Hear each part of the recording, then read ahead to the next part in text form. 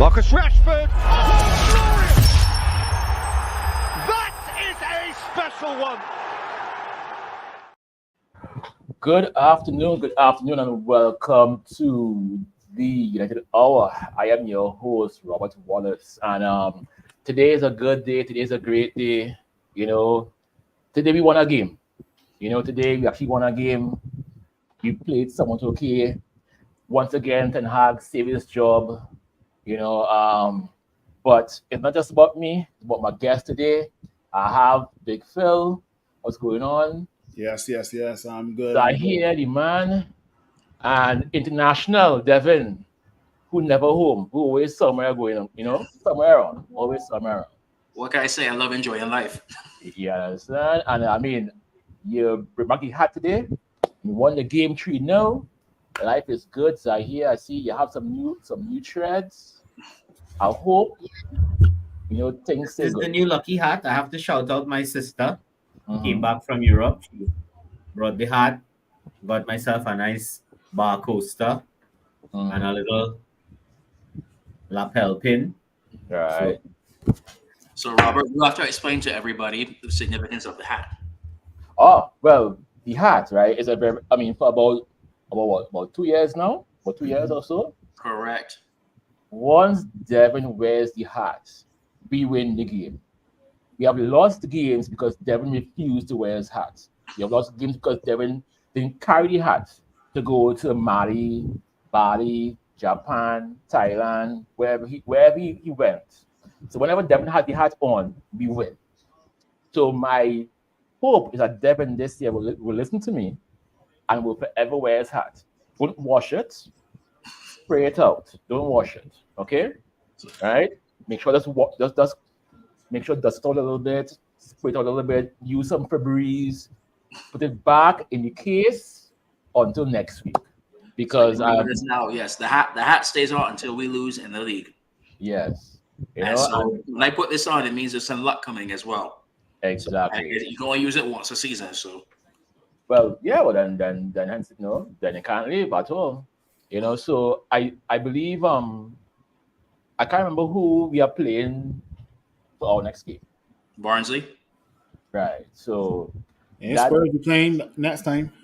No, it's the League Cup on Tuesday, and then we have Crystal Palace. Barnsley's on Tuesday, and then I believe it's Crystal Palace. Palace or Tottenham? It's Crystal Palace. Okay. Yeah. And then Spurs is the week after. But let's get into the game today. Southampton 0, Man United 3, goals by Delit. Debut goal for Delit. Marcus Rashford finally scores a goal after 15,000 years of frustration, and a last goal by Garnacho. So, guys, talk to me. Well, first of all, how did your guys feel going into the game? I will have to say that I was definitely nervous with this game. I did not know which side was going to turn up. I was even more nervous when I saw that lineup and saw, for example, there was no Garnacho, there was no Ugarte. I didn't know if that has something to do with Garnacho, like in that post during the week or whatever it was. But I was just thinking, like, oh, God, here we go again. And so you see that, and then you watch the game, and you see for those first 25 minutes or so, I think it was, and I'm sitting here thinking, oh, God, here we go again. Sorry. I didn't mean to interrupt, but guess who just got booked? Sancho. Oh, sorry. That's okay. Anyway, it's okay.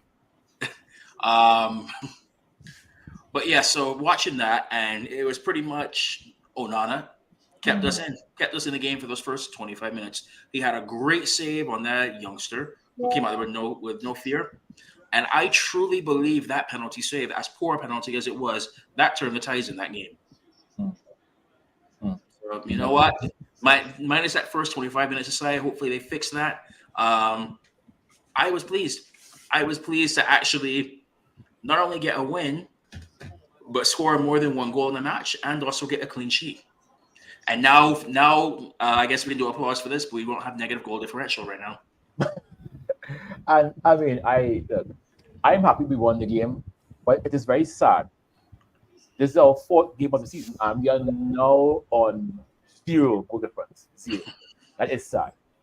That is sad. I'll go to Phil next. I mean, Phil, how did you feel going into the game today? Yeah. That was the original question. How did I feel? Not how we felt after the game. Right now, leading up to the game, we saw the likes of Delit making some serious mistakes for Holland, Yeah. and a lot of people hit post anyway. A lot of people are talking like Delit is the new Holland, Harry Maguire, this and that, right? Going into this game, I know there are a couple of players that had to make some, let's say, talk. That had to talk to themselves. They had to say, you know what, the past is the past. Let's now focus on this match versus Southampton. Delit was one. Marcus Rashford was one. I kind of expected Casemiro to hold bench. I did not expect Christian Eriksen would have been the player to be on the field, but he had a really nice game today, I must say, Christian Eriksen. But yeah, was a bit nervous because, as I said, the likes of Delit and Marcus Rashford has something to prove with regards to Delit playing shit for Holland, and then Marcus Rashford being tagged on IG by some guy, some I can't remember what it was, but it was like a kid where Marcus Rashford said in his story that he would dedicate his next goal to, right? Yeah. I know my main question was to most of the United groups that I'm on is like, it's classy from Rashford to dedicate it to this little guy for his next goal, but Marcus Rashford hasn't scored since March? Is 129 games that he's gone? Yeah. No way. Mm-hmm. Yeah, 129. No, not so much. Is it 129 games? No. Is it anyway? Since March of this year, Marcus Rashford has not scored, right? So it's almost like, well, when's his next goal gonna come, right? Mm-hmm. And lo and behold, we saw what happened today, right? I guess we'll get into that later on. So yeah. All right.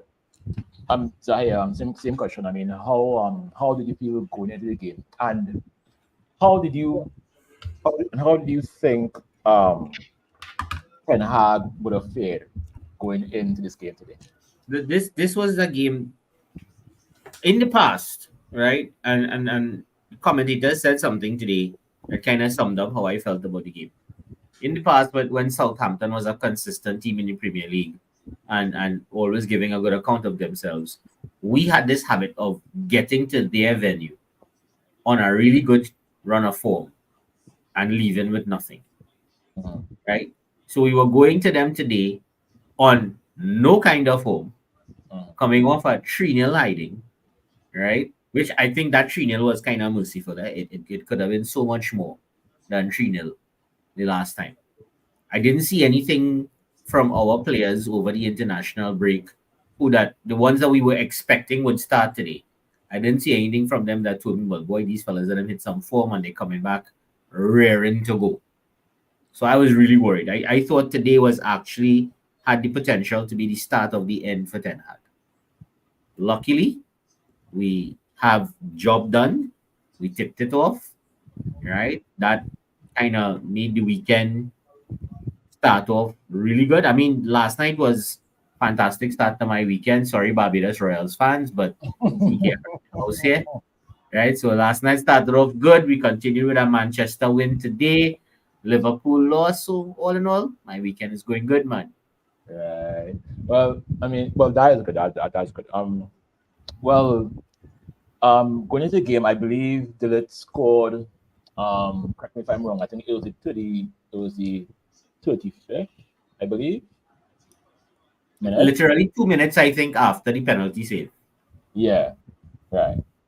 So I would say this. Once that penalty was saved, I felt a lot better. Because before that, I was very nervous. The team was not playing well, and that penalty was just like Devon said. It's like, oh, here we go again. But even when Delit scored, I still was waiting for the floor to be ripped out from under me, and we're just gonna go and capitulate all over again. How did you guys feel? After that first field goal. Don't do anything stupid. Uh, Do not get complacent. Keep going. uh, And I felt it even worse, like after the goal after that. But for that first goal, it's like, all right, that's the start. Now please continue on it, because we all know we have this habit of always being very vulnerable for about those first 10, 20 seconds after we score, of always letting the other team have another opportunity right after that. So all I was saying was, do not let that happen this time. Yeah. I think Southampton also suffer from the fact that they don't have those clinical people up front to put away chances for them. Right? They had nice for the first almost the first half hour. They had some of the better chances. They had the penalty. They had the save. And I mean, penalty was a horrendously poor penalty. So any goalkeeper with their soul is supposed to save that poor of a penalty. So if he hadn't, brother, well, they would have been baying for his head on a spike, right? But even up to that point, the Ericsson and Menu partnership in the middle is a partnership that is ripe for being physically overrun, because Ericsson is not a Casemiro or an Ugarte who could physically go toe to toe with hard tackling midfield players. Right? So I was starting to get worried that, boy, if these fellas really pick up on this, they're gonna run through. Even after the first goal, I was, like Devin said, just waiting for the shoe to drop. Just please don't do anything stupid. So in a case like this, I'm gonna have to give Rashford some credit for taking his chance, and I think that's kind of what eased the tension throughout the rest of the game. All right. I want to talk about Marcus Rashford. Finally, getting that jump up his back. Now, I would say, right, that I did not expect Marcus to start today. I honestly believe that it would have been Garnacho on the left and Matt on the right. I thought that Marcus would have come on this game and have a stink. But to be fair to him, it wasn't his best game, but compared to his performances, it was at least a step up. Big Phil, I mean, how did you feel about Marcus' performance today, or Andy Gould? We all have seen how Marcus Rashford performed in Ten Hag's first season. Those are the levels we want to get Marcus Rashford back to, right? So the performance that he put down today was, like you said, Robert, it was a step up, right? I think he had one shot on target in the first half, and then another shot on target in the second half. So, I mean, my main question is Marcus Rashford going to kick on from this here, right? It's easy because let's go back to last season, right? Marcus Rashford scored a lovely goal versus Arsenal, beat Thomas Partey, sent him back to Ghana, and then just what happened? Marcus Rashford just died down. So will Marcus Rashford kick on after scoring a goal today? That's the main question for me. In terms of what I would rate Marcus Rashford's performance today, I would say with the goal and a couple of shots on target, a high 6, low 7. That's just my opinion, right? All right. Yeah. Well, I mean, I would. As I said, I mean, I didn't think that it was anything great for Marcus, but at least it was something. But if it's one thing that I did at least see is that they didn't do anything dumb. They did the basics, correctly. I know, at least for once. Now, I want to ask all of you all this: has this performance saved Ten Hag's job, or is this just something to delay the inevitable come December? Because So go ahead. sorry, I am going to go with what I've been saying since the FA Cup. He has until Christmas. My sentiment on that still has not changed. And the reason why I say that now is the transfer window is over. The players he wanted, mainly Ugarte, is going to be a lot of focus on Ugarte now. He needs to come in and make an impact, and you need to see the system working. So I wouldn't say that this was this saved his job completely, but it took a little bit of the pressure off of him that's on him right now. So we are at middle of September right now. So he's got about 2.5 months, I think, to save his job. Mm-hmm. All right. So here, like, what do you think? What do you think he needs to do, like, from today? All right. So he got the players that he wanted over this summer, right? He wanted Ugarte, which was, I think, his priority. He got him, right? We got rid of some of the players that he clearly had no intention of using on the squad. Chief among them, Sancho, right? He's starting now to show that he believes in Ahmad a little more, starting him over Garnacho today, right? In fact, one of the commentators was saying, I think the start today for Ahmad, he's now started more games this season than he did for the whole of last season. Yeah. Right? So he has Delit, which I think Delit and Martinez, if when he was coming to Manchester United, and you offered him those two as his starting defensive pair, he would have bitten your hand off and said, yes, I'll take them. Right? Together with Mazraoui, because those are three that came through the system at Ajax and have played together. So he's getting the pieces in play.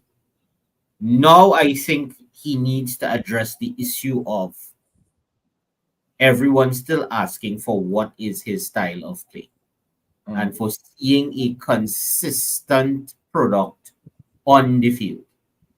We've given you enough pieces that you would have wanted and taken if you could have brought whoever you wanted when you were coming, right? We will ignore the Frankie de Jong obsession for now because we know he would have taken him if he could have got, right? So barring him, you have pretty much the goalkeeper you wanted, centre backs you wanted, all of these things. Now put your philosophy in play. I don't want to, that doesn't mean that I expect to see us start beating everybody 3-0 or 4-0 on a week-to-week basis. But you want to see us, God, I am loath to borrow a quote from a scouser like Jamie Carragher. But it's right. On the field, you want to see the structure. You want to see that the team has an identifiable way of approaching every fundamental on the pitch, which is 1, keep them out of your box. 2, retain possession. 3, break down their defense. And 4, finish your chances. To me, that's the 4 essentials in the game. And once you start seeing an identifiable shape and plan to that's bringing results, then I have no problem keeping it. Yeah, all right. Well, I would say today, it to me, it just came, I could be wrong, but to me, it came across as the typical, my back is against the wall, I have to win or else I'm fired. So I didn't see I understand why he put Ericsson in, because you can't put Casemiro, because from what everyone is saying, Casemiro is done.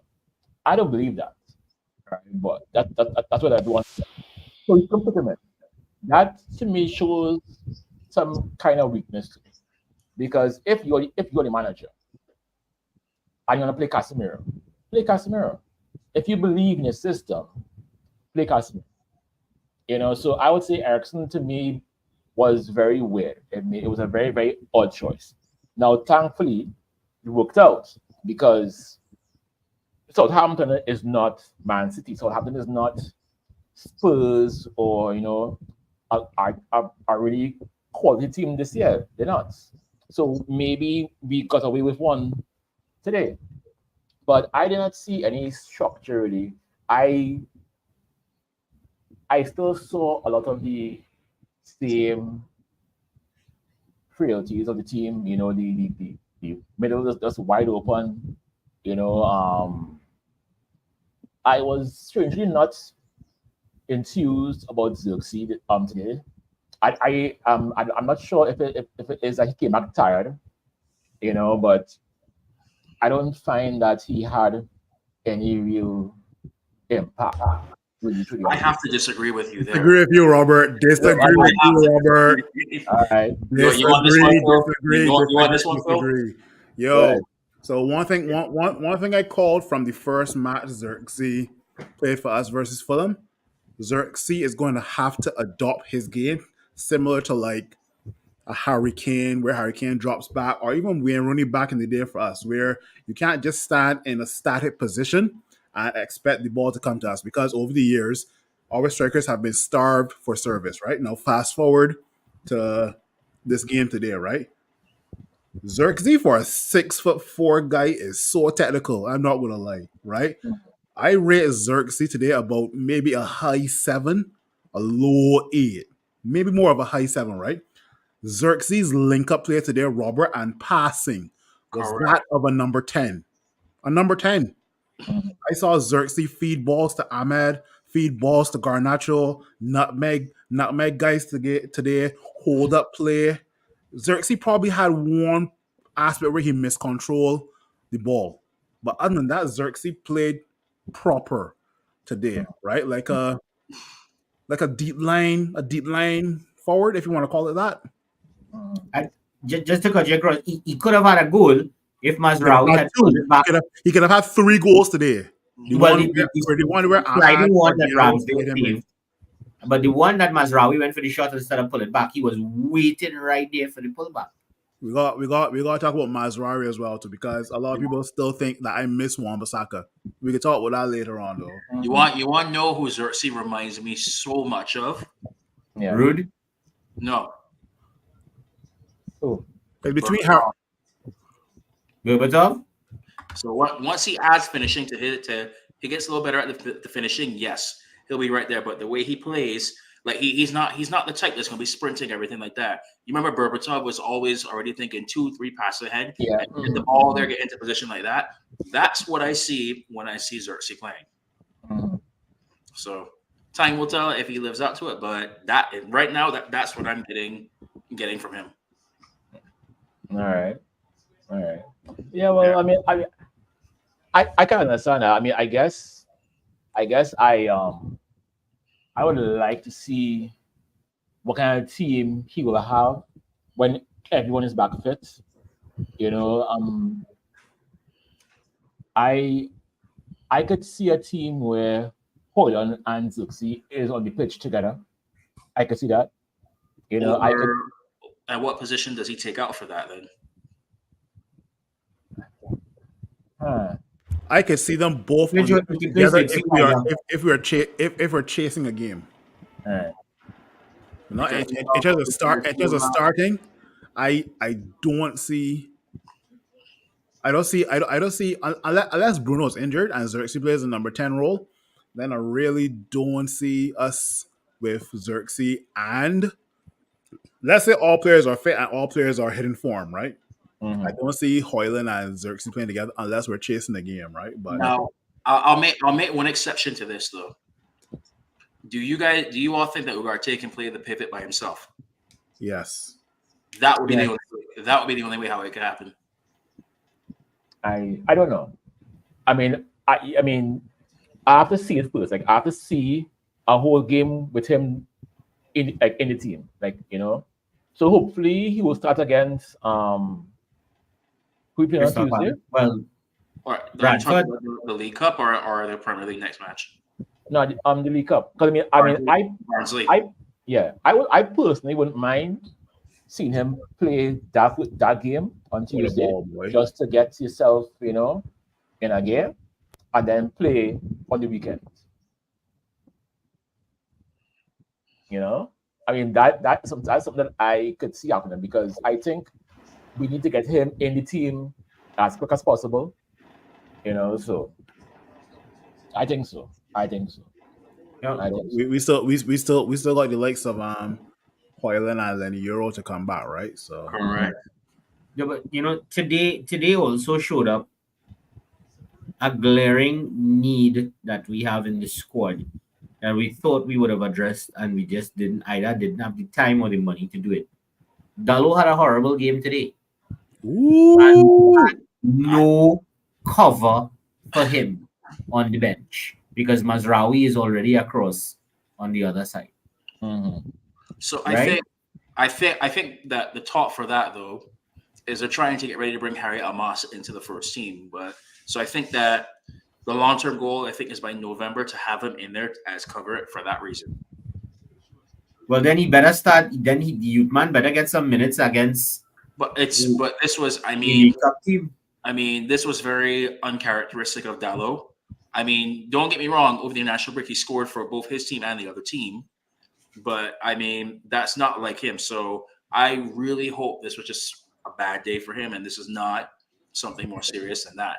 But yes, that first half was shocking. but here's the thing: Dallo is going to have to play his heart out at left back because if Mazrari keeps up this kind of like form at right back, I don't see Dallo coming back into the right back form. I don't see it. Unless, I mean, According to Ten Hag, Shaw and Malasia not far off from returning. So well, all right, so I'm gonna chop them off to play in 4 games before they get hurt again. Yeah, yeah. I hate to say it, Zahir, but I've kind of given up on Luke Shaw. I'm last Shaw, year. Yeah. Shaw, 4 games. Shaw might play 4 minutes before he Mhm. gets subbed off again. If you really think that Shaw is going to make it through the entire season, Yeah. then I will have to ask what punching you're drinking right now. Yeah. Might be lack Well, of.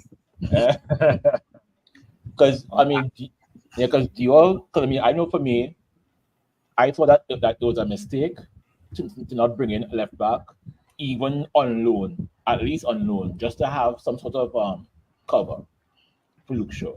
Because I do think that they brought Maswari in to play against Dallo for that right back. I also I do think I want to bring up one other thing as well too while we're here talking about this match. Oh Lord. Why did we not start trying to play Kobe Mainu further up the pitch in the midfield role than in the defensive role? Because I mean, I think he's being exposed a little bit too much. We know that he lacks defensively, and teams are starting to catch on to that. He reminds me so much more of an attacking midfielder than a defensive midfielder, and he's getting exposed for it because now he's already got 4 yellow cards this season already. Yeah. It's 4-3. Man is turning into almost like a Paul Scholes light, right? Where you ain't going to tackle to save your life, right?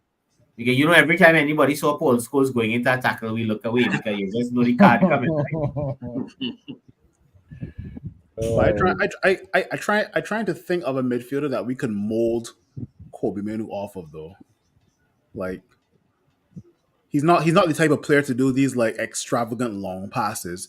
He keeps it simple and he's very technical in the midfield. Was that not how David Silva was? David Silva, yes, that's And the Herrera, thing is with Ander Herrera Was going not back. as technical. Yeah. Honestly, no, Ander Herrera was very technical, but Ander Herrera was more a lot of energy and also tracking back and forth. Ander Herrera is more box to box. I want to see Kobe Manu. Yeah, Kobe Manu will get back because that's how modern day football plays, right? But I want to see Kobe Manu focus on middle of the park going forward, right? If he can be effective around that area, that'd be really good for us, right? But the closest I can think is David Silva, maybe Paul Scholes, but hopefully like with a tackle.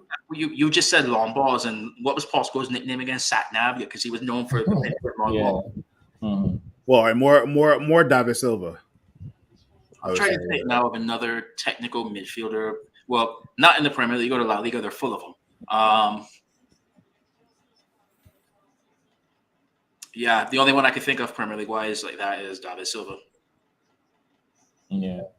Because I think like Fabregas was more attacking. Yeah, more play with Cess. Yeah. I almost want to say Zidane like or what's his face? Probably. Can't call Kobe. I mean, I love Kobe, but we can't call his name amongst names like Zidane yet, man. Nah. Oh, Javi is another. Like a model We're not master. saying that. We're saying model his game off of that.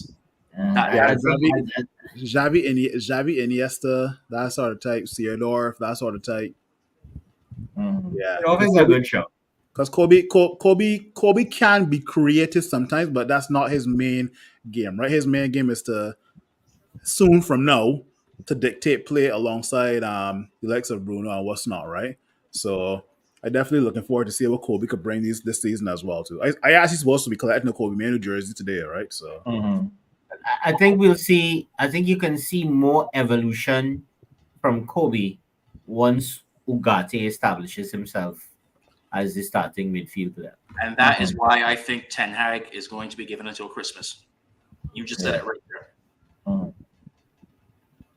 Yeah, I mean you have to be because I think he has been given the tools. So because to me, I'm not gonna lie to you, right? His last interview when he said that he was the most winning coach in After the Pep, Premier League behind Pep. That I'm not gonna lie to you, I felt very shame as as a fan. I was like, this guy is delusional, he is crazy. He sound like those Arsenal fans now who always talking about Brother, listen. This is how statistics can be used. Let me tell you how my start of term staff meeting went down at my school. right. When they read out the CSEC results. We have 100% pass in art. We have 100% pass in history. One child write art. One child write history.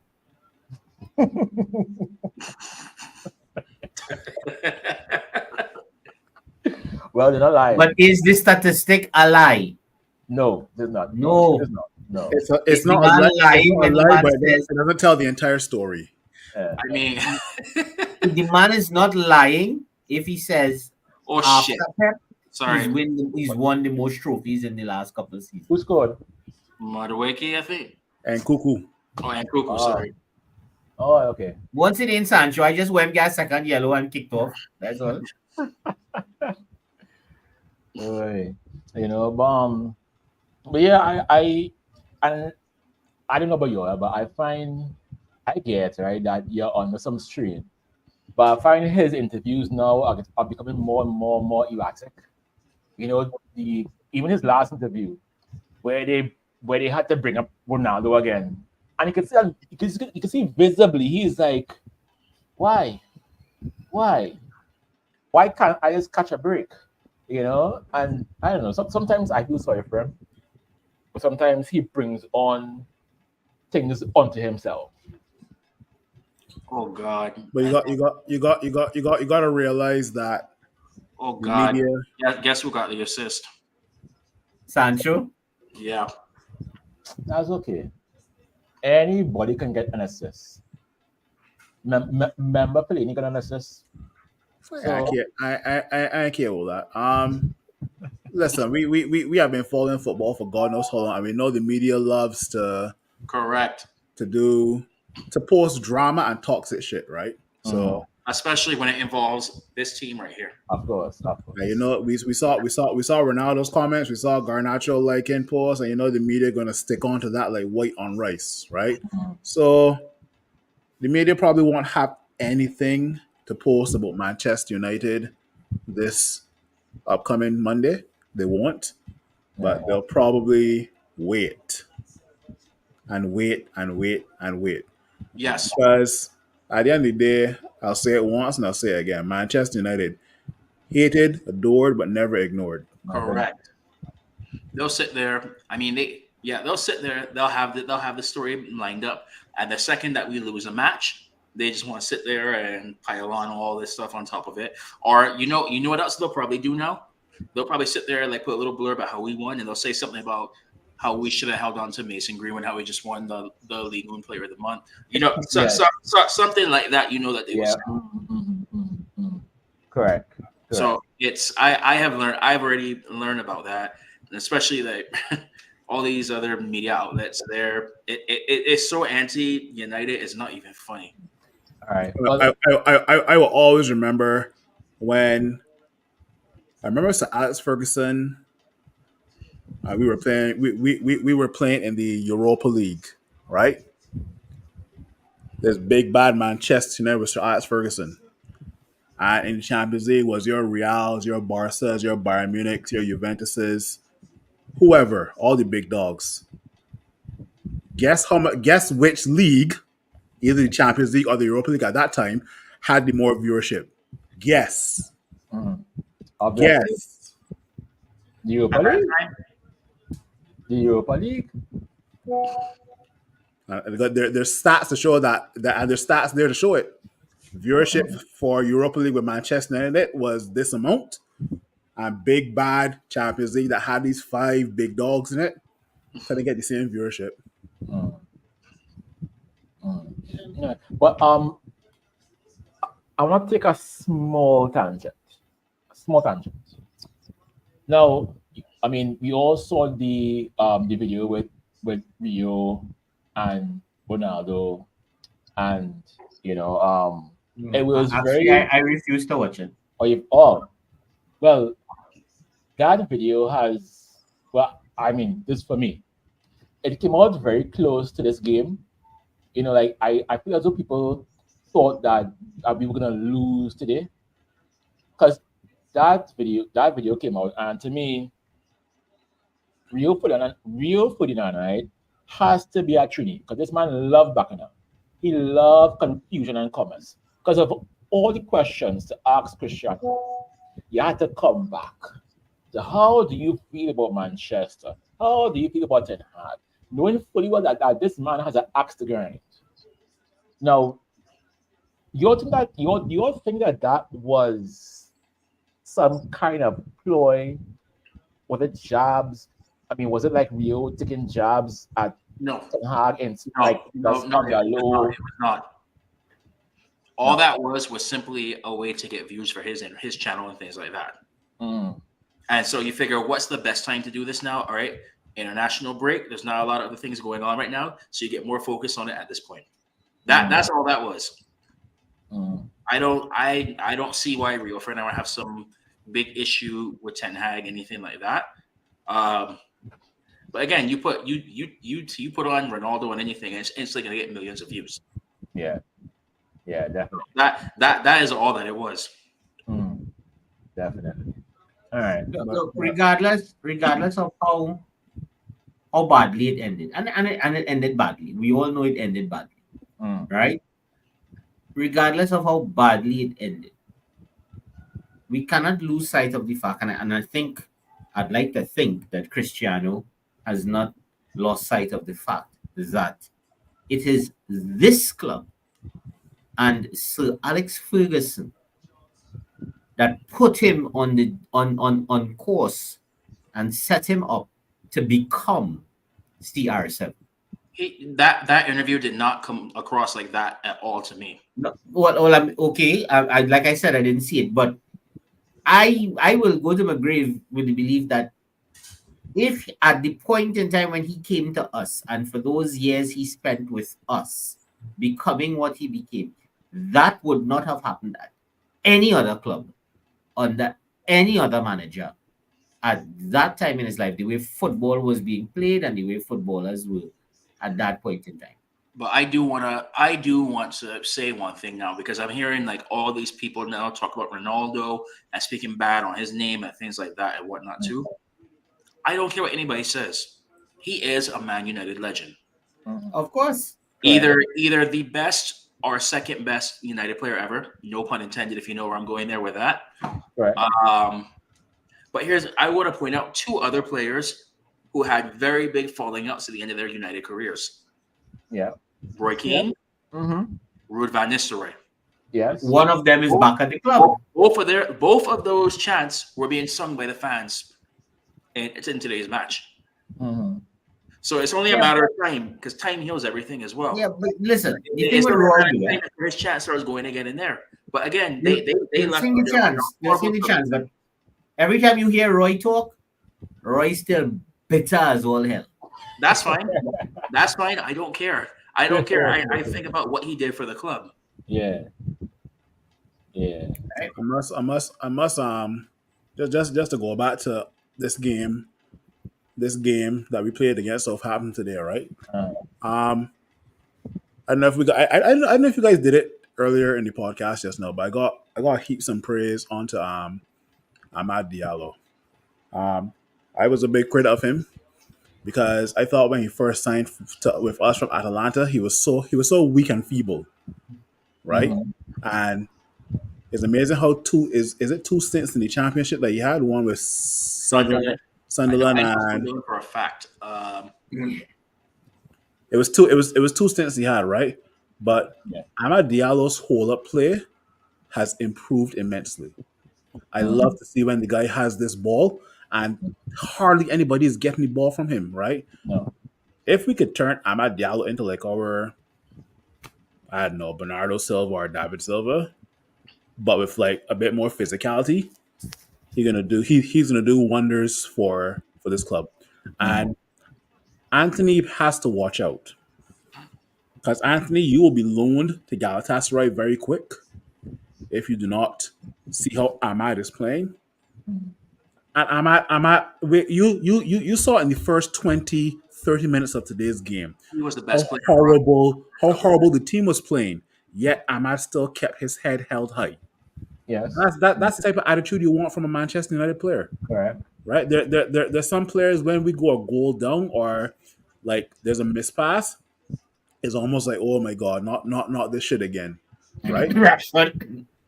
Sorry, I just came with that. I ain't call no names.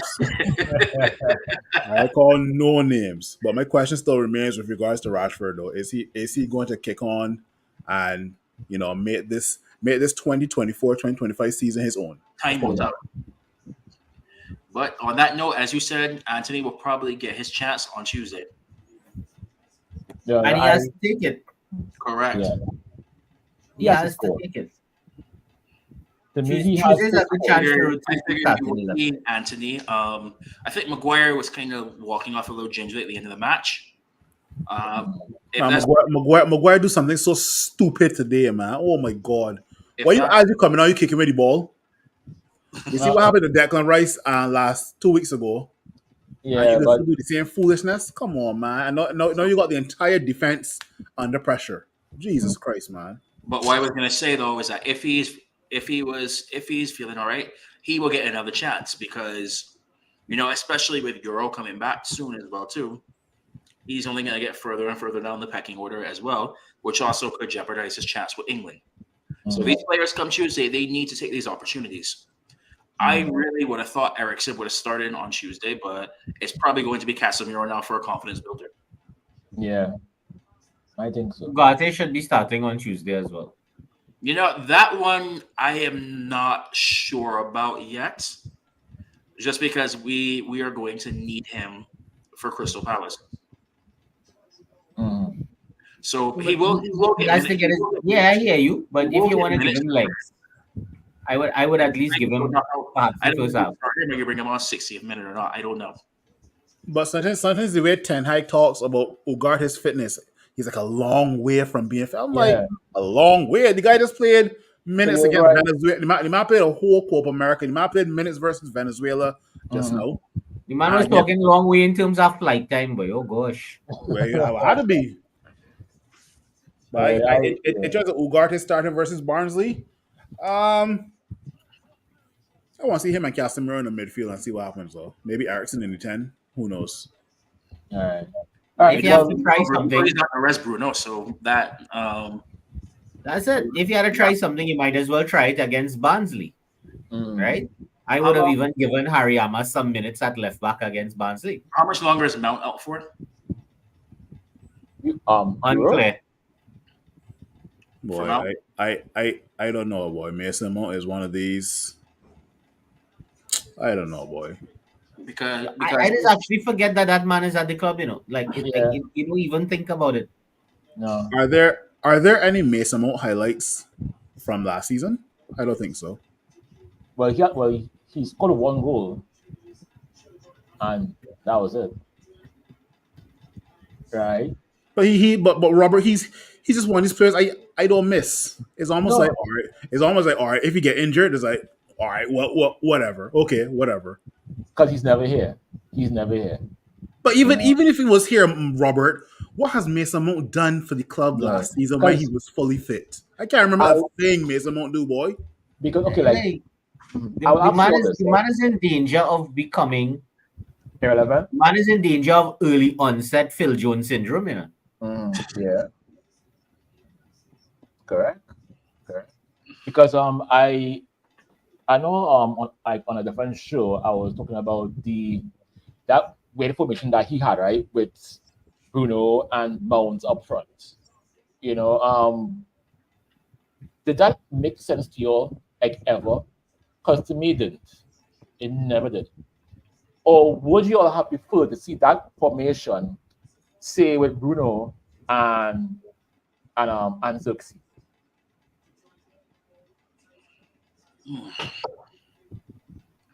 Boy, anything involving Mason Mount, Robert, boy, I don't know what to say.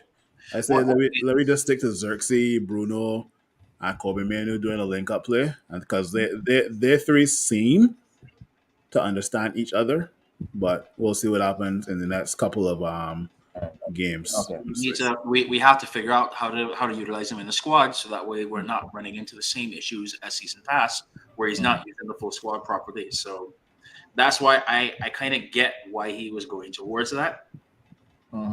But he also needs to be fit. So Listen, we'll see. Whenever the guy is fully fit, the only place it really makes sense to utilize him is you have to buy the bullet and rest Bruno at some point and Correct. play him in that position. You're not wrong.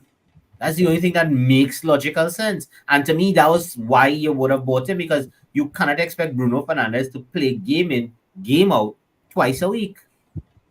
Agreed. Totally agreed. Yeah. And that's why if he is fit, he needs to play on Tuesday. You could have Bruno on the bench if somehow it does not work out and we need to get a goal real quick or something like that. But if he's fit, he needs to play. Okay. Yeah.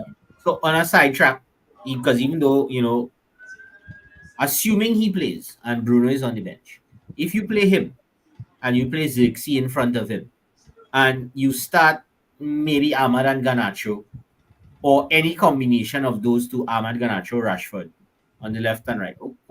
Oh gosh, that's more than enough to hopefully be going into halftime 1 or 2-0 up. At which point you could lock things down after. I think it's Mason Mount. Mason Mount is a selfish player. He's willing to put his goal scoring aside to assist whoever's around him, right? So Definitely. All right. Well, I'll ask you this. Who was your man of the match, and who was? We have not said this in a long time. Who is your boo-boo of the match? Man of the match. I will go with Andre Onana. my man of the match was Delit goal and was solid at the back today. I say clean sheet and penalty save, and kept us in the game after those first 30 minutes. Had a serious impact on the way the game played after that. Well, on my player ratings on the United stand, I went for Onana, and I'll have to go for Onana because you don't save the penalty and we're under pressure, and we don't know how we reacted. We haven't been reacting well to it. So you did the job you were supposed to do and kept the team at 0-0, which then gives you the opportunity to take a lead. So I will give it to Onana. All right. And your boo-boo of the match? Jack Stevens. Yeah, that tackle he put into Garnacho, yeah. Oh god, either between it pretty much had Deligt ready for there, and then he came in and did that, and that's your captain as well too. Yeah. On a yellow card. Mhm. I must say though, just to get a little sidetracked a bit. That pass from Casemiro, I was like, "Who the fuck are you passing to, Casemiro?" And then I was like, "Oh, okay, my bad." So Because it's only when the camera then like had Dallo coming in the frame. I was like, Yeah. Casemiro, you doing this shit again? And then I was like, Yeah. oh, okay. You see, and you're there talking bad about the man. And Yeah. I'm crying. we do need to put a plug on this right now for who was it that scored that goal after that Casemiro build up? That what? Garnacho. Oh. And by the way, surprise for everybody watching on United Hour right now. United Hour, we love to do a little giveaways here and there. Stay tuned because this could soon be sitting in one of your houses right now as well too. Signed, authenticated, Garnacho. Yeah, I think you might have to take up the Yeah, so you can see it here. Yeah. Brother man, I not enter no jersey giveaway until you get the signed authenticated one from Zara Connolly. And I don't want to, and watch man, I want the lipstick print on the jersey as well. Yes. Definitely. Right? Because When you get that from me, or you meet her next time and you get her live to give a little shout out to your good friends out here and Yes. apologize for breaking my heart. Yes. Yes. I will enter. Y'all remember the Chelsea doctor back in the day? Eva. Yes, boy. Hey, she available to come How could we forget? Or Eva or Ava, I can't remember, but Eva Ferreira or Eva something. It was something with a C. She looking for work? Eva Okay, because I'm sure she gonna never get a walk in Fenerbahce. Boy, this one time she came on the field and started massaging Drogba, but he tell you, I said, well, boy, you know Drogba can't stand up. Oh. Now. We can get better angle. Yeah, here we are now. Robert, look at that comment we have here, boy. A man watching live from Uganda. From from all Love over it. Uganda. Big it up, our friend in Uganda, man. Big it up. Big it up, man. You know. So stay tuned to the United Hour for when we announce the giveaway for this right now. But you have to be in it to win it. So make sure you stay tuned in. Yes, man. All right. Well, we will take a few minutes to talk about the rest of the games today. So, where do you guys want to start? Everton.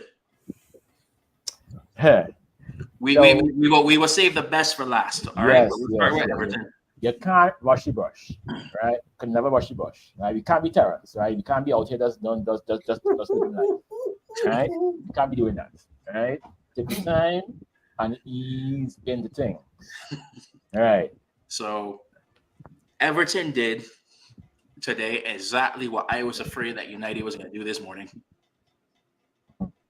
When I saw that 2-0 lead, everybody in here has watched football long enough to know exactly how pretty much all of us felt the same about 2-0 leads. Yes. And knowing this club with how complacent these players can be with some of the mentalities not being right, that was what I was so frightened for. Is not even for that. I could not even relax. Was not thinking anything good about it there at that point. Lo and behold, Everton go up. They scored two very nice goals. I thought McNeil with a goal and assist was having a good game. Yeah. Then comes Ollie Watkins. Mm-hmm. And by the way, that strike from Duran. Yes. Yeah. Wow. But I don't know if on your feed, right? I was watching it on ESPN. As the goal scored, right?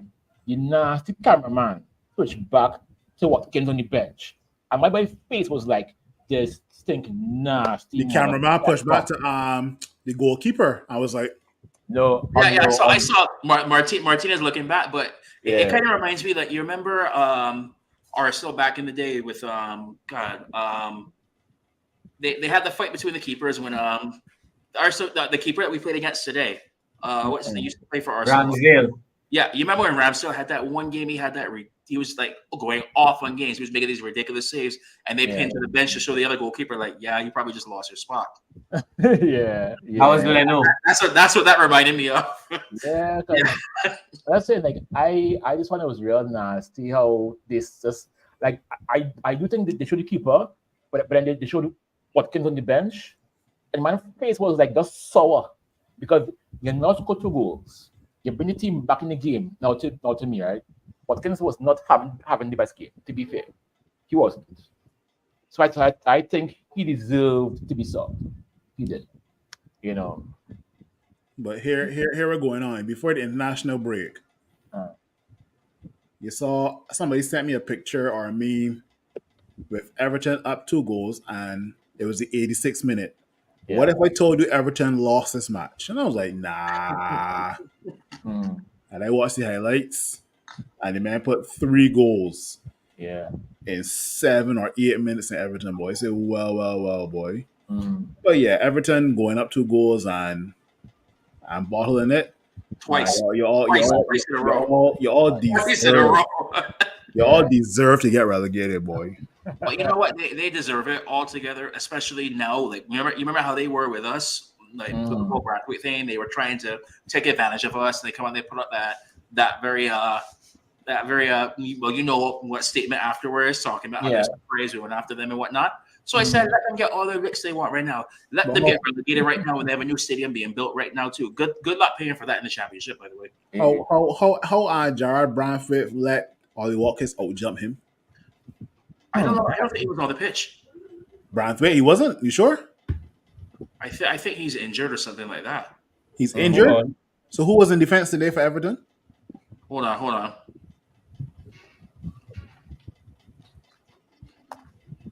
Let me tell you. I think it was Keane and Tarkowski at centre back. Right, it was Keane, right, or it was Tarkowski. No, it was Tarkowski. But even that's even worse, isn't Tarkowski like 6'5"? Yeah, because he's a Burnley guy, and all the Burnley players have to be like over 6 feet as a requirement for them. Yeah, I think so.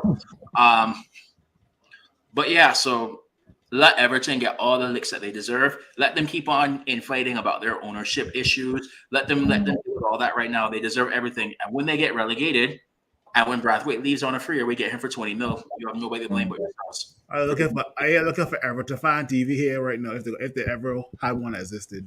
No, they have one guy that's on X like talking a lot. So. Oh, okay. Let me see who. Any other matches that you guys want to bring up before we go? I will talk about one before the desserts. Man City versus Brentford.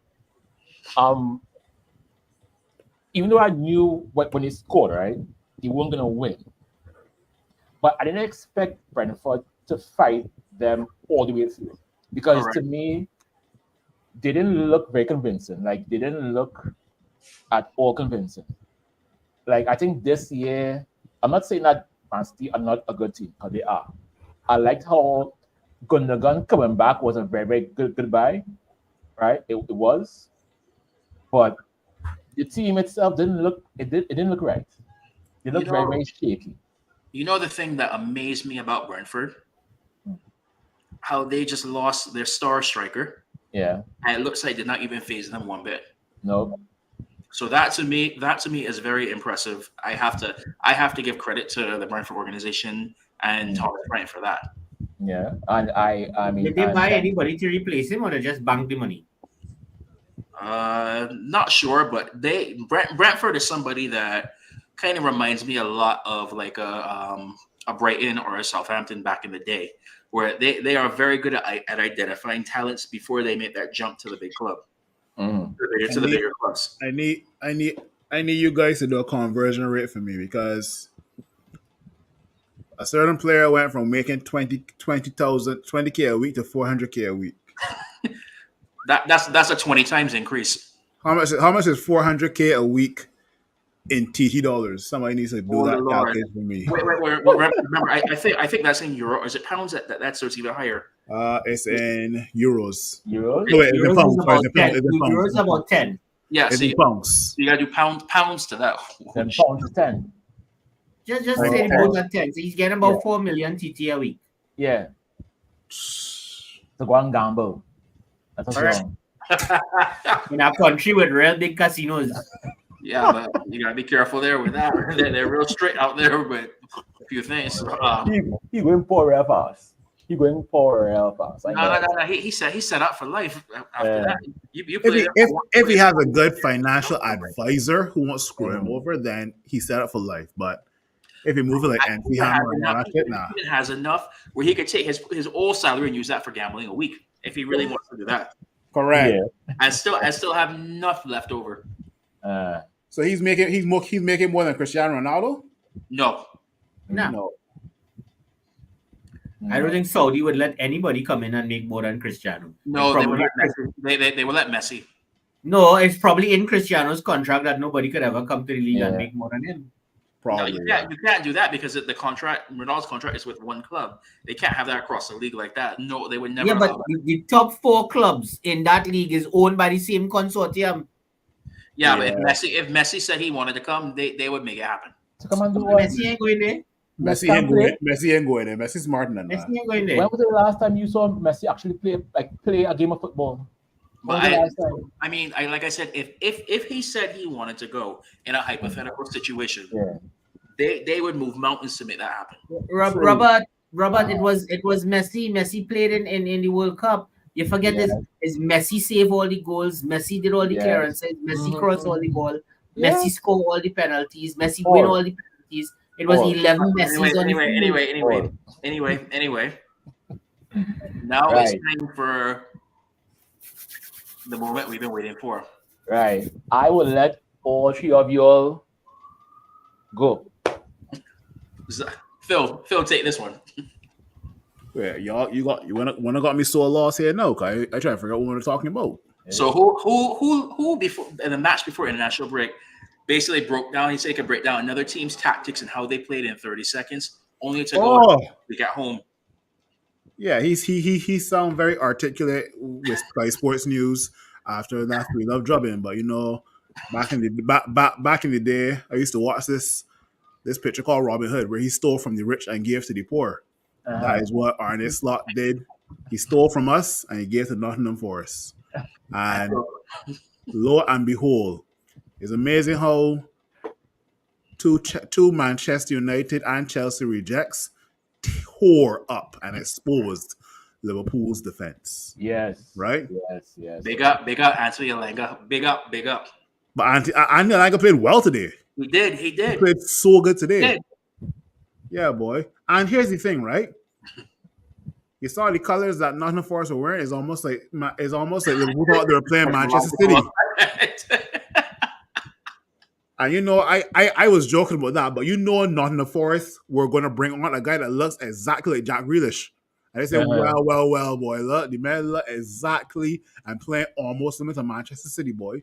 Yeah. I mean, here's the next part now. You know how whenever we lose to somebody, and it's like the first time in like some like ridiculous amount of years, it's the headlines everywhere and whatnot too. Mm-hmm.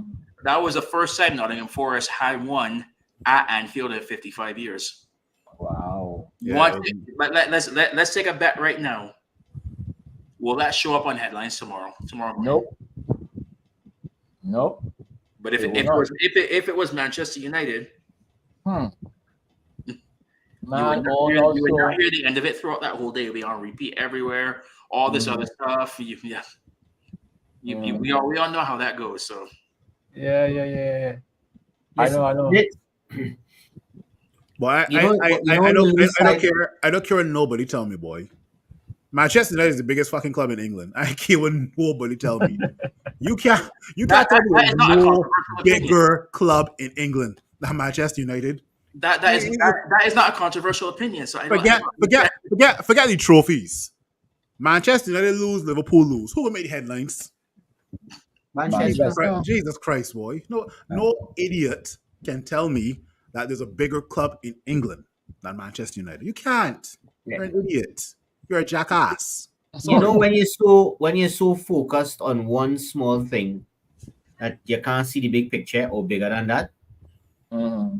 And what they usually call that, you can't see the forest for the trees. Oh Lord. Well, Annie Slut. Oh Lord. You saw that today called Nottingham. Hold that. Right? Any day Scousers lose is a beautiful day. right? They got I they got kept they my got receipts from 2 weeks they ago. got to say it on Can't really see it. you can't see it? On the bus. The top is very bright. Yeah. All right. But anyway, yeah, it's but I still like as crazy as it sounds, I still brought in Robertson into my fantasy side because I feel like they're gonna get a response next week. Mhm. Brother man, I salty because I dropped freaking Ollie Watkins from mine. Mhm. But that's so and that is exactly why I am so afraid to drop Mo Salah from my side. I gotta keep him. The man had a shocker this week. But You can't- I know the second that I drop him and replace all this other stuff, the man gonna go and score a hat trick right after that. I know it. And I am off to a very good start in fantasy this year. Mhm. Hmm? Like any bit of you in the fantasy groups, yeah. Yeah. I am. Yeah. Yeah. Go check who's number one in almost all the my ITT groups right now. I am mid-table. That's where I am. Mid-table. I am. I ain't too bad. Oh God. Oh, Phil, you need to send that picture for me. I was headed to the group. Send it to the group. I know some men who need to get that picture. Yeah. As I take all the pound 2 weeks ago.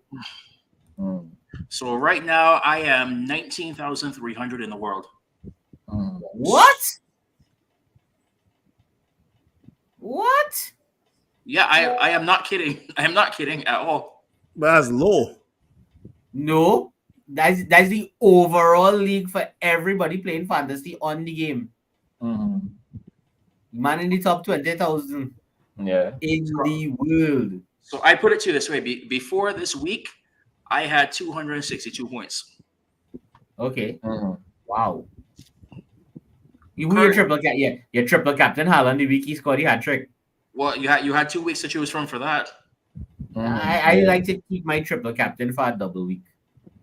You know what? The big thing for me with that, we get into a fantasy show now. The thing for me with that is there's not going to be as many opportunities for double game weeks as there were. Yeah, I don't realize. I remember that. Because they changed the scheduling of the FA Cup and the League Cup for that reason. Yeah. And then we all know that if there's a double for City and they have Champions League still going for that, they will get out to a 1-2 goal lead and he will take off Holland so quick it's not even funny to get him ready for Champions League. No, yeah. So the opportunities for him to score those goals like that is not as high as it used to be. And when I That's saw all right.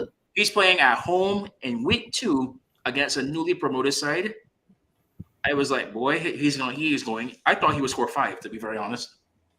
Mhm. So, but yeah, now the fun part is I have to keep this up. Well, Easier said than done. exactly. You will end up like on slots. Come out, yes, and end up, in the forest.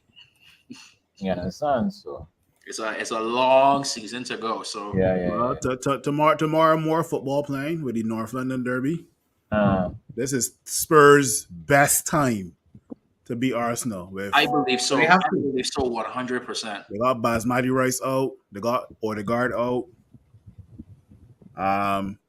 And they have no hurricane, so no blight. no. Well, no, there's not a trophy on the line, so it doesn't matter. Yeah. Still, that man is just blight. Mhm. No. He will score. He will score in league games like that. But when it comes time for a trophy, that is a different story. If Spurs do play a high line and Arsenal have both Saka and Martinelli on the wings, Tottenham dead. Sorry, Tottenham dead. But Yeah. I hope Spurs can nick a win tomorrow though. Maybe a 2-1 win or 2-0 win, man.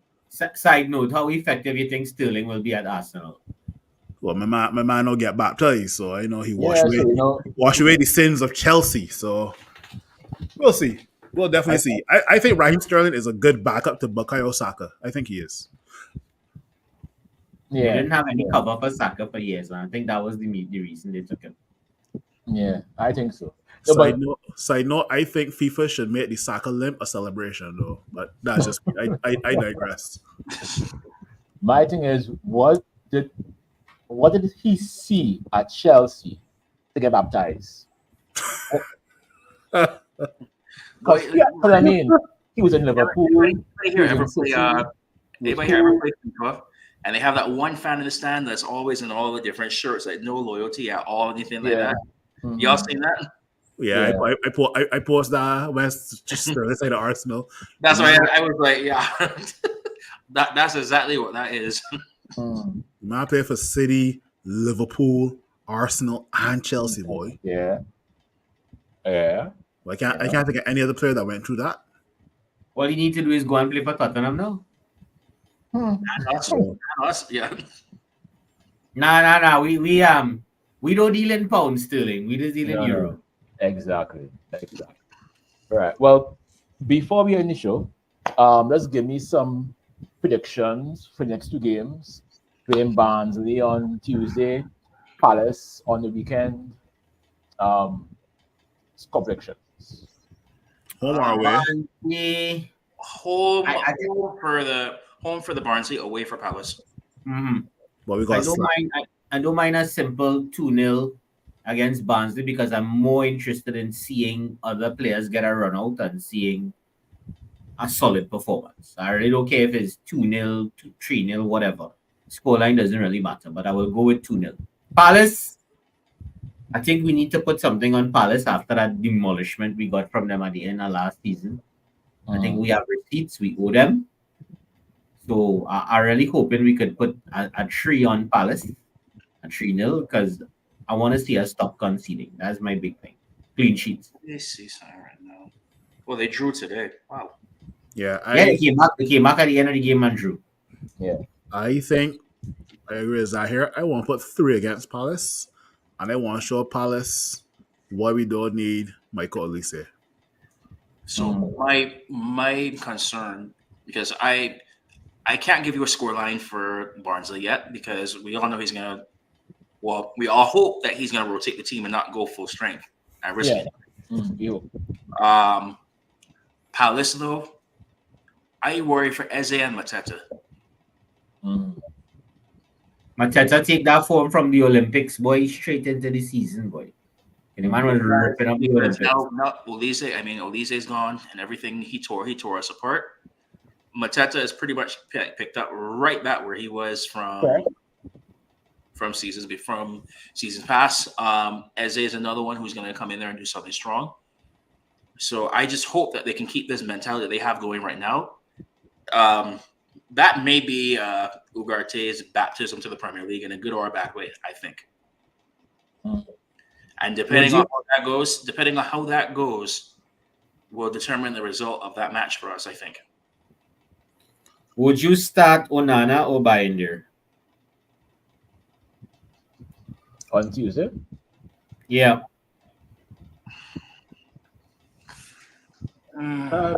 Binder? Because No, I think Onana starts.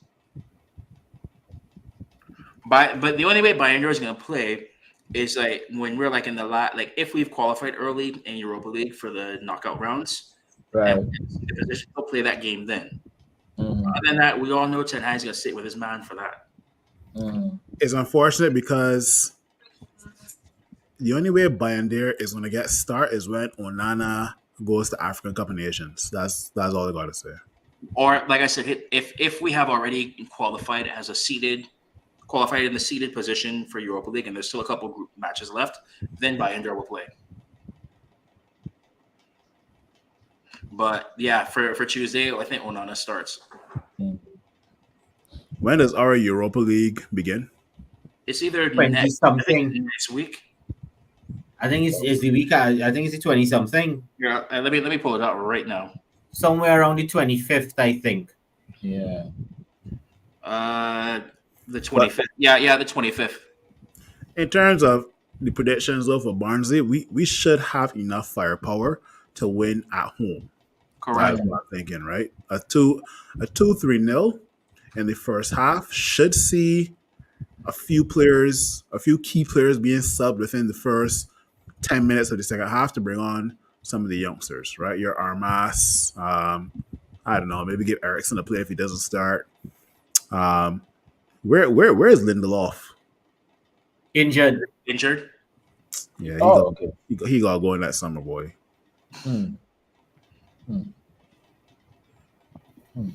We have a lot of work to do. We still have we still have people to clear out of the club. But I mean, we talked about a lot of things and we already crossed the hour mark. But I gotta say, for our first transfer window, Ineos didn't do too bad. Correct. It's at least 8.5 out of 10. I have to give it. Yeah, definitely. The structure of the deals they did, the way, like for example, the Xerxes one, we paid a little more than what his release clause was. But in doing that, you avoid having to pay that full release clause amount up front. Yeah, because Right? we got paid 42 installments. Yeah, 42 mil over 3 years. That's pretty good dealings, I must say. That's proper negotiating, which is not something Woodward and they were known for. I also love the fact that we walked away from the Everton as well. Yeah, correct. They were trying to think United of old, and I love that we play hardball with all these teams, and we also something that I have not seen. We actually got good money for our players for once. Yeah. It's not only income, it's outgoings as well, and I took that into consideration as well. Why I gave them such a high rating on this one, because I mean we're used to like 5s, 5.5, 6s transfer windows. This was the first transfer window in a long time where I was like it was good business on both sides. Yeah. Yes. The only player that I would have kept is Kwambala, maybe. But other than that, no, but he was not going to sign a contract. He could have signed a pre-contract for free in January. He wasn't going to sign? Okay. Well, Nah, he wanted to move. Okay, if you wanted to go, then fair enough. As a young guy, you're watching somebody as young as Euro coming in. You know they were targeting another centre back. Yeah. So you're probably telling yourself, well, let me go. Right? The other thing too is, one, we got good money from Mason Greenwood. And two, putting that sell on, a significant sell on clause in that deal. Correct. Was a stroke of genius. Because listen, if the guy really rediscovers his form and gets himself in shape, he is going to get a big move out of Marseille. But to who though? PSG or to me, it doesn't really matter. I don't think he'll be coming back to England because I don't think he's going Spain. He's going Spain. He's probably going to go back to Spain, right? Barca Real will probably look into him as well. Well, who knows? Maybe if one of them go after him, it might allow us to hold on to Garnacho a little longer because we know one of them will come sniffing for Garnacho if he realizes his potential. Eventually, it will be Real because the man idolizes Cristiano. So hopefully we could convince Real, though Real gets convinced to take a punt on Greenwood before that. But is Greenwood eligible to play for England, or he can't? No, I read somewhere where he was asking to have it. That he wanted to know play for Jamaica. Yeah, he's eligible for both right now because he's not had more than 3 appearances for England. He's only had 1. So he's eligible for Jamaica and England, right? Correct. But to me, change. To me, I think there was something saying he wanted to know. He has to change because I don't think that anybody will ever put him in an England shirt again. It's just too much controversy. So if he plays for Jamaica, you're looking at Jamaica potentially having Mason Greenwood on one side, Leon Bailey on the other side, Mikel Antonio through the middle. Yeah. Yes. How much the Soca Warriors gonna get, boy? 10? Wait, do we even have a team? I don't know. No, I'm asking a question. I don't know. But we couldn't even beat a Guinea foul. French Guinea. Actually, I will put a challenge out there, right? Don't use Google. Do not use Google, people. Don't use Google. If anybody could name me the starting 11 for TNT and the bench, they will get the signed jersey for Garnacho. But I guarantee you, no one can do it. Good. I can tell you my turn who on the team. Wait, hold on. But you gotta put a caveat on this. You have 10 seconds to say it right now. Right now. Not even 10 seconds. You got 30 seconds. Ryan Telfer. No Google. All 11, right? All 11 with positions. Oh Lord. All 11. Even And even- shut All up. positions. Right. Yes. I mentioned Ryan Telfer, right? Which position is that? Which position is that? We have that fella in the goal post. No, We have the other no, fella on no. left back. Shaka Hislop, yeah. Shocking. We have that fella who was playing number 9. With running Calvin Jack as well, yeah. You Dwight York? And Russell Latapi. You know, things so bad with us. And Russell Latapi's son playing CPL for St. Lucia Kings. Mikel Govaya, who's an up-and-coming cricketer, is Russell Latapi's son. Right? Man is playing cricket. That's sad, yes, that is sad. But I just want to let me just ask one thing as well before we wrap it up. Do you think Garnacho liking Ronaldo's that post by Ronaldo had an impact on him starting today or no, or on the bench today or no? No. You think that was purely tactical? Yep. Yeah. Because you know for a fact that that's going to be something that's going to come up in the press conference for Ten Hag for the next match as well too. You know the media is just waiting for that. Of course they're going to, but the fans have been clamoring for Ahmad to start more often. So he's starting him. You know he is going to give Rashford enough rope to either grab on and pull yourself out of the water or drown. Right? And even after he scored, he took him off. Yeah. Normally you would leave him on for the whole game. Right? I was actually expecting he would take off Zixi and put Rashford up top. Right? But he took him off. So here's what. I think the Garnacho thing, there's nothing to worry about there. I don't want to believe the manager is that petty, but then again, I mean, Dutch managers, right? And it's 5 minutes analysis, man. But very good. Oh my word. Andy Strain, Robert. Andy Strain. I know. But I'll just say thank you guys for coming out today. You know, we had a great show today. Thank you for everybody in the comments for coming out. My boy from Uganda, make sure like the video, share the video, subscribe, show your friends. Except if his name is Terrence. No Terrence. Terrence. No police officers either. No constables. Somebody got send me that Terrence video though. No worry. Yeah, no worry. It's serious. I'm sorry. In this day, I start scrolling on my IG and I see this appear. Look at it. That's it. That's it. Well, little surprise for everybody as well too. Mr. International Travel here. Right. Stay tuned because there may or may not be with a ex-United player next weekend. So just stay tuned for that. Well, all right. And you know Zahir, right? It's not your friend, right? So No, he's not my friend, boy. I don't understand this man. And I will give you one clue. He assisted Ronaldo in the Champions League final. That's easy, man. Where's Brown?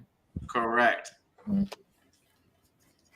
Yeah. Well, Probably one of the worst right backs I've seen, but still a United legend. Oh yeah, yes, man. But people, it was nice as always.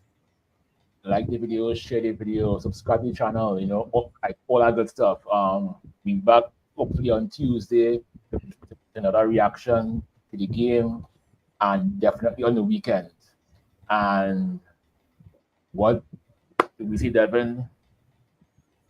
How do we end the show?